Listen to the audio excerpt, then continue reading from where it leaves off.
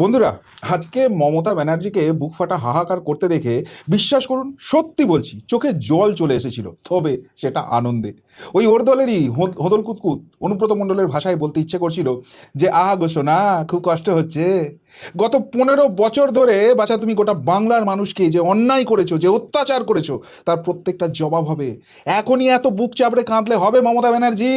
এখন অনেক কিছু তোমার দেখা বাকি আছে। তোমার জীবনের শেষ আশ্রয় হচ্ছে ওই তিহারের জেলে গড়াগড়ি দেওয়া। যদি সেটা হয়, জানবে তুমি বেঁচে গেছো। আর যদি সেটা না হয়, তোমার শেষ আশ্রয় একটাই হবে, সেটা হচ্ছে কালীঘাট মন্দিরের সামনে বাটি হাতে বসে থাকতে হবে। এর বাইরে কোনো থার্ড অপশন নেই। এত অন্যায় করেছো, এত অত্যাচার করেছো, এত সহজে তোমার ছাড় পাওয়া যাবে? বন্ধুরা, আজকে কিন্তু যা হলো, দুদিকে মিশ্র প্রতিক্রিয়া আছে।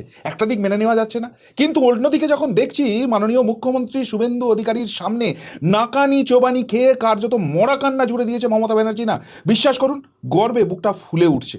নমস্কার, জয় শ্রীরাম, হর হর মহাদেব। আমি আপনাদের প্রিয় বন্ধু শুদ্ধশীল ঘোষ। আজকে অনেকগুলো আপডেট নিয়ে এসেছি। প্রথমেই যেটা কথা বলবো, মমতা ব্যানার্জির বুক চাপড়ানো কান্না। তিনি বড় বড় ডায়লগ মেরেছেন। আজকাল তো আর প্রেসকে ফেস করার হিম্মত হয় না, থোঁতা মুখ ভোঁতা করে দেবে একদম। আমাদের ফেস করার কথা তো ছেড়েই দিন। তো সেই জন্য সোশ্যাল মিডিয়ায় বিড়বিড় বিড়বিড় বিড়বিড় করে যায় সবসময়। তো সেখানে আজকেও উল্টো পাল্টা বকতে শুরু করেছে। আমি সারা জীবন বেতন নিইনি, আমি সারা জীবন পেনশন নিইনি, আমার বই বিক্রির টাকাই চলেছে, এখন সেখানে বিজেপি রাজনীতি করছে, আমার সেই রয়্যালটির টাকাটুকু আসছে না। তো মমতা বন্দ্যোপাধ্যায় একজন নিখাদ মিথ্যেবাদী, মিথ্যাচার করে 15টা বছর কাটিয়েছে, এখনও সেই মিথ্যাচারের অভ্যাস ছাড়তে পারছে না। মমতার এই বইগুলো ছাপতো মূলত দেজ পাবলিশিং, আর তার সঙ্গে লাস্টের দিকে ওই বি বুকস বলে আর একটা কিছু পাবলিশার ছিল।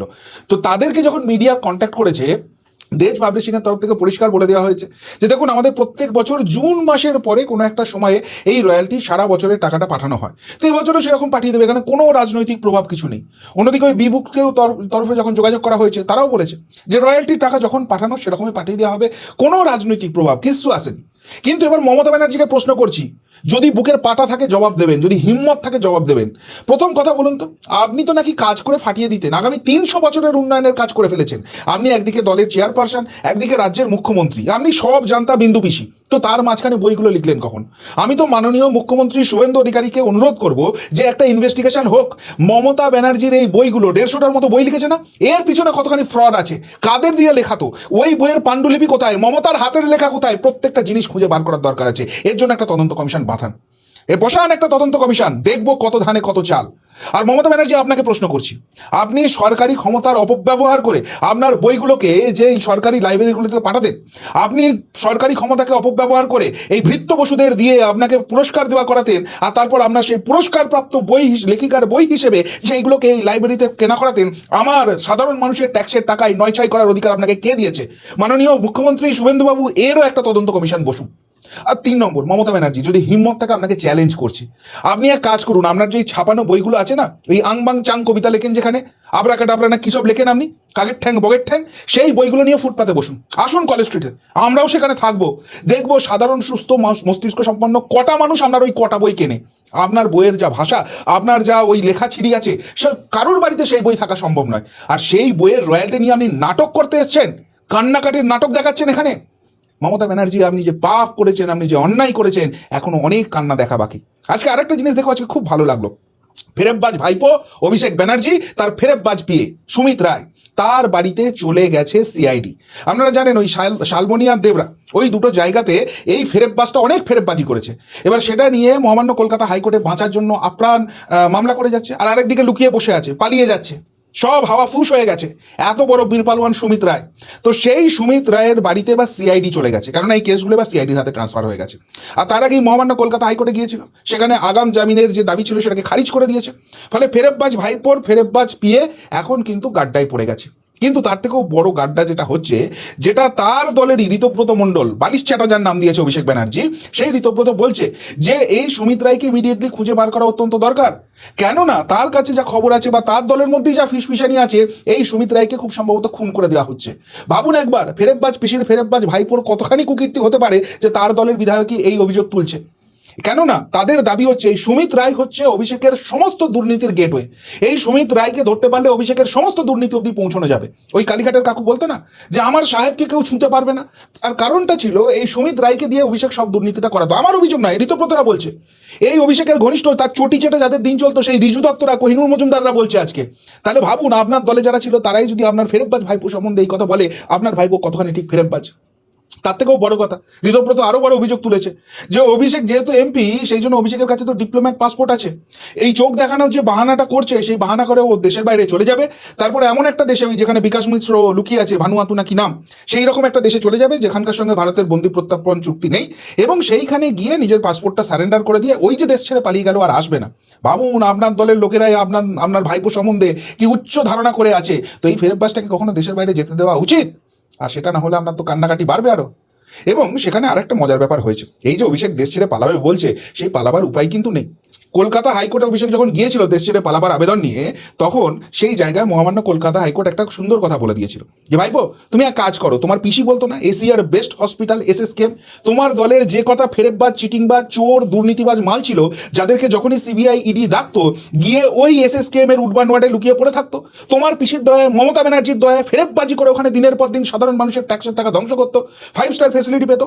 এক কাজ করো, সেই এসএসকেএম হসপিটালে চলে যাও, ওখানকার চক্ষু বিভাগের যে হেড অফ দ্য ডিপার্টমেন্ট আছে তার আন্ডারে তোমার চোখটাকে টেস্ট করো। তারপর তারা একটা মেডিকেল রিপোর্ট পাঠাক আমাদের কোর্টের কাছে যে ভাই এই অভিষেক ব্যানার্জির চোখের যা প্রবলেম আছে গোটা ভারতবর্ষে ট্রিটমেন্ট করা সম্ভব নয়, আমরা তারপর তোমার বিদেশ যাওয়ার ব্যাপারটা ভেবে দেখবো। অভিষেকের তখন গেছে হাওয়া শুকিয়ে, যদি সেই জিনিস করে অভিষেক ধরা পড়ে যাবে যে সবটাই ফেরতবাজি হচ্ছে।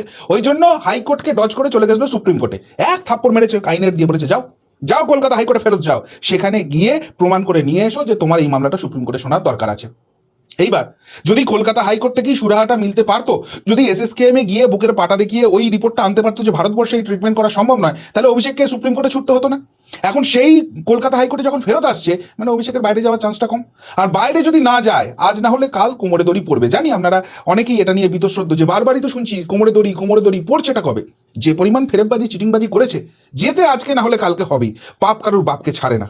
আর সেই জায়গাটায় আরো বেশি করে প্রমাণ হচ্ছে যখন এই পাথর পাচার কাণ্ডে ওই মোহাম্মদ নাজিবুদ্দিন নাকি নাম, টুলুমণ্ডল বলে সবাই চালাচ্ছে, সেই মালটার কাছ থেকে একটা ডায়েরি পাওয়া গেছে। সেখানে কাকে কতটা ভাগ দিয়েছে সব কিছু লেখা আছে।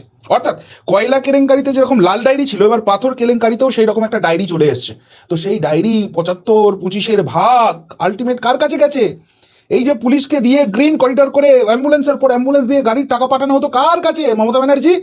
এই যে পুলিশকে মিস ইউজ করা হতো, পুরো অ্যাডমিনিস্ট্রেশনকে মিস ইউজ করা হতো। আর তারপর তো আরো মারাত্মক অভিযোগ উঠেছে। এই কেসে অভিযোগ উঠছে যে যখন ঠিকাদাররা এই দুর্নীতির সঙ্গে যুক্ত হতে চাইছিল না, তোলাবাজ ভাইপোকে পয়সা দিতে চাইছিল না, তখন ক্যামাক স্ট্রিটের অফিসে ডেকে নিয়ে গিয়ে ওই সুমিত রায় ফেরেববাজ পিএ, সে নাকি এদেরকে চমকানি দিত যে ভাই এইসব যদি বেশি বাড়াবাড়ি করো তুলিয়ে দেবো, চুপচাপ দুর্নীতির টাকা পৌঁছে দাও। কি পরিমাণ ফেরেববাজি এরা করেছে একবার চিন্তা করুন। আর তারা আজকে বুক চাপড়ে কাঁদবে, সেটা দেখে মুখ থেকে হাসি ফুটবে না তো কি ফুটবে বলুন তো? তবে আর একটা ব্যাপারও আছে এখানে, সেটা হচ্ছে আমাকে আজকে দিনের যদি সব থেকে বেশি খুশি দিয়ে থাকে এই খবরটা।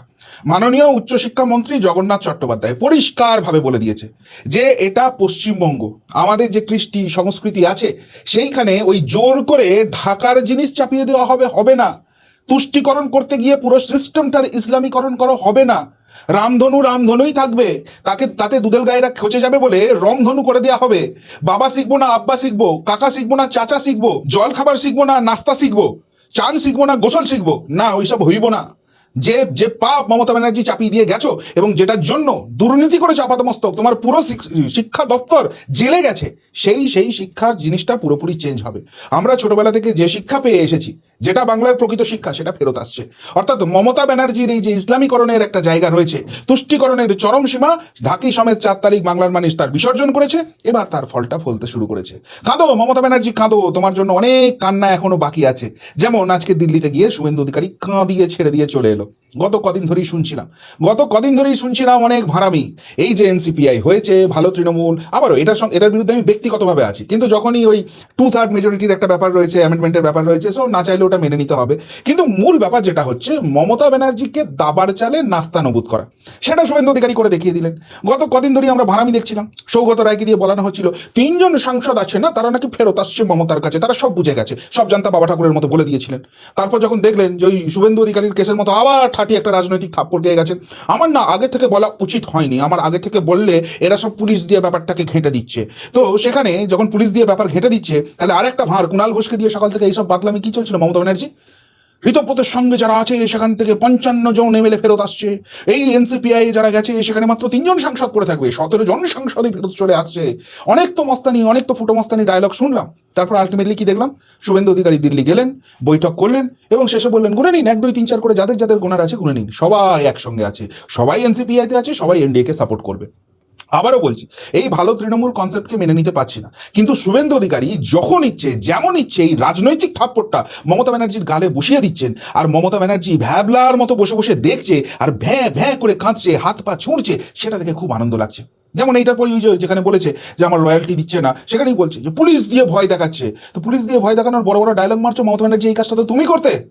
মমতা ব্যানার্জি, তুমি ক্ষমতায় আসার পর কিভাবে পুরসভাগুলোকে দখল করেছিলে, কিভাবে গ্রাম পঞ্চায়েতগুলোকে দখল করেছিলে, একটার পর একটা নির্বাচনে জিতেছো, বাংলার মানুষ জিতিয়েছে, চুরিচামারি করেছো সেটা অন্য কথা, এসআইআর না হলে বুঝতেই পারতাম না ছাপ্পাবাজিটা কোন লেভেলের করো। কিন্তু সেই ধাপ্পাবাজির পরেও যে কটা বিরোধীরা জিতেছে তাদেরকে হয় পুলিশের ভয় দেখিয়েছো, নয় টাকার লোভ, পদের লোভ, এইসব দেখিয়ে নিয়ে গেছো, নির্লজ্জের মতো করেছো, আর আজকে ভ্যা ভ্যা করে কাঁদছো যে আমার দলকে কেন এরকম ভাঙিয়ে দিচ্ছে। আর এদিকে শুভেন্দু অধিকারী আরেকটা খুব সুন্দর থাপ্পড় দিয়েছে, এটারও দরকার ছিল। ওই মমতা ব্যানার্জি কিছু চটি চাটা অফিসারকে নবান্নে এন্ট্রি করে রেখে দিয়েছিল, যারা বেসিক্যালি নবান্নে বসে মমতার চটি চাটতো আর রাজ্যটার সর্বনাশ করে ছেড়ে দিত। গোটা রাজ্যটাকে তৃণমূল যে লুটে পুটে খেয়েছে না, দুর্নীতির আঁকড়া করে ছেড়েছে ওই মালগুলোর জন্য। মমতা 2021-এর আগে বলেছিল না, আমাকে একবার জেতান, ডবল ডবল চাকরি পাবেন, ডবল ডবল বেতন পাবেন। তো সেই ডবল ডবল চাকরি, ডবল ডবল বেতন হয়েছিল, কিন্তু কিছু ভাঁড় মার্কা ওই অফিসার আর কিছু আমলার জন্য। মমতার চাপলুসি করতো আর রাজ্যটাকে শুষে খেত, চিবড়ে করে দিত, 2 হাতে কামিয়েছে, তাদের নো এন্ট্রি করে দেওয়া হয়েছে। এবার সেই টাইম পিরিয়ডটা শেষ হয়েছিল, কিন্তু শুভেন্দু অধিকারী পরিষ্কারভাবে বলেছে যে এখনো নো এন্ট্রি। অর্থাৎ মমতা যেটা প্ল্যান করে রেখেছিল এই মালগুলোকে দিয়ে এই নতুন যে রাষ্ট্রবাদী সরকার হয়েছে তার প্ল্যান প্রোগ্রাম ঘেঁটে দেবে, সেইটাকে এবার কিন্তু পুরো ক্লিন আপ সিস্টেম চলছে। কিন্তু তার থেকেও বড় যেটা সব থেকে ধাক্কা হতে চলেছে, সেটা হচ্ছে এক সময় যে সো কল্ড মমতা ব্যানার্জি অভিষেক ব্যানার্জিকে বাঁচিয়েছিল, সেই প্রশান্ত কিশোরের এন্ট্রি হতে চলেছে খুব সম্ভবত বাংলাতে। কালকে যারা দুহাত তুলে লাফাচ্ছিল বাঁকিপুরে প্রশান্ত কিশোর জিতে যাওয়ার পরে, নতুন বাবা পেয়ে গেছিল, রাজনৈতিক বাবা পেয়ে গেছিল, যার প্রশান্ত কিশোর এসে গেছে, দেখো বিজেপিকে কিরকম নাকানি চোবানি খাইয়েছে, সেই প্রশান্ত কিশোর যে বাংলায় এবার গেম খেলতে চলেছে এটা বোধহয় এরা কেউ ভাবতে পারেনি। ফলে মমতা অভিষেক সবার মুখে পড়ে গেছে কুলু, কিরকম গেম হতে চলেছে দেখুন। এই প্রশান্ত কিশোরকে 2019-এ যখন ল্যাজে গোবরে হয়ে গিয়েছিল, মমতা যাই যাই হয়ে গেছে, তখন অভিষেক নিয়ে এসেছিল বাংলায়, আর তারপর অ্যাডমিনিস্ট্রেশনে ঢুকে গেছে, তৃণমূলের সংগঠনে ঢুকে গেছে। বাংলার সবটা প্রশান্ত কিশোর খুব ভালোভাবে জানে, কোন তৃণমূল নেতার কি দোষ রয়েছে, কিসে সে কাজ করে, কোন ব্যাপার, কোন ইকুয়েশন, সব কিছুর কাছে ক্লিয়ার হয়ে গেছে। আর এখন মমতা তৃণমূল যেভাবে ল্যাজে গোবরে হয়ে রয়েছে, একদিকে ঋতব্রতরা ভেঙে গেছে, একদিকে কাকুলিরা ভেঙে গেছে, অন্যদিকে বাকি যারা রয়েছে তারা এদিক ওদিক ছিটকে যাচ্ছে। ওই কি ডিম ভাদুরিনি কি একটা আছে না ওদের, কিছুদিন আগে ডিম থেরাপি খেলো স্বপ্ন ভাদুরি, সেই মালগুলো এখন আবার নতুন একটা পার্টি চলে গেছে, সেখানে গিয়ে আবার যেটুকুনি তৃণমূলে পড়ে আছে সেখানটাকে নিয়ে যাচ্ছে। মমতার তৃণমূলের ব্যাংক অ্যাকাউন্ট ফ্রিজ হয়ে গেছে, দুর্নীতিতে অভিষেক ঘিরে যাচ্ছে। ফলে তৃণমূলের এখন হয়ে গেছে খুব অবস্থা। এরা ভেবেছিল বিজেপিতে এন্ট্রি হয়ে যাবে, বিজেপি ক্ষমতায় এসছে বিজেপি করবো, কিন্তু বিজেপি নিচু তলায় অন্তত এখনো ভালো তৃণমূল খুঁজে পায়নি, সেটা করেনি, লুকিয়ে চুরিয়ে এখানে ওখানে হচ্ছে, কিন্তু আগামী দিনে যদি ধরা পড়ে সেগুলোকে লাত মেরে বার করে দেবে। ফলে আলটিমেটলি এই তোলাবাজ মালগুলো করবেটা কি? এরা তো মমতার আমলে চুরি দুর্নীতি ছাড়া অন্য কিছু করতে পারেনি, আগামী দিনে এদের অন্য কিছু করার ক্ষমতাও নেই। সুতরাং এদের একটা নতুন রাজনৈতিক আশ্রয় দরকার, আর তাদেরই একটা বড় অংশ নাকি প্রশান্ত কিশোরকে এবার ওই রাজনৈতিক বাবা হিসেবে দেখে নিয়ে বাংলায় এন্ট্রি নিতে বলছে। যে তৃণমূল তো গন কেস, মমতা অভিষেক কবে বাইরে আছে কবে জেলের ভেতরে আছে কেউ জানে না। এই অবস্থায় সিপিএম বা কংগ্রেসের সারা রাজ্যে কিছু নেই, সিপিএমও সেইভাবে যাওয়ার মতো জায়গায় নেই। সুতরাং আপনি এখানে আসুন, আমরা বিজেপির একটা বিকল্প আপনাকে চাইছি। তো এমনি তো মমতার ফান্ড গেছে, প্রতীক 2 দিন বাদে চলে যাবে, সেই জায়গায় যদি প্রশান্ত কিশোরের এন্ট্রি হয়ে যায়, মমতার আম ছালা তো সব গেল, তখন কান্নাকাটিটা কোন লেভেলের হবে শুধু সেটা ভাবছি, আর মনে মনে এই দিনটার জন্য অপেক্ষা করে আছি যে মমতা ব্যানার্জি, তোমার জন্য বাংলার লক্ষ লক্ষ ছেলে মেয়েকে চোখের জল ফেলতে হয়েছে, রাস্তায় বসিয়ে রেখেছো, লক্ষ লক্ষ মায়ের কোল খালি করেছো, হাজার হাজার দিদির স্মৃতি থেকে সিঁদুর মুছে দিয়েছো, বহু মানুষকে অকারণে অত্যাচার করেছো, এতগুলো দীর্ঘশ্বাস আছে না, এই জীবনেই তোমাকে পাপ পুণ্যের হিসেবটা মিটিয়ে যেতে হবে। তাই এখন থেকে এত বুক বুক চাপড়ে ছটফটিয়ে কেঁদে লাভ নেই। এখন অনেক কান্নাকাটি, অনেক যন্ত্রণা পাওয়া তোমার বাকি আছে, সবটা দেখো। এখনই সব চোখের জল শুকিয়ে ফেললে সেই দিনগুলো কি করবে মমতা ব্যানার্জি, শুধু সেই কথাটা ভাবো। কি বলবেন মমতা ব্যানার্জির এই যে হাল হচ্ছে এখন সেই নিয়ে? যদি কিছু বলার থাকে অবশ্যই কমেন্ট বক্সে কমেন্ট করে জানাবেন। এখনকার মতো এখানেই শেষ করলাম, ফেরত আসছি নতুন প্রতিবেদন নিয়ে খুব তাড়াতাড়ি। ভালো থাকবেন, সাথে থাকবেন, পাশে থাকবেন। নমস্কার।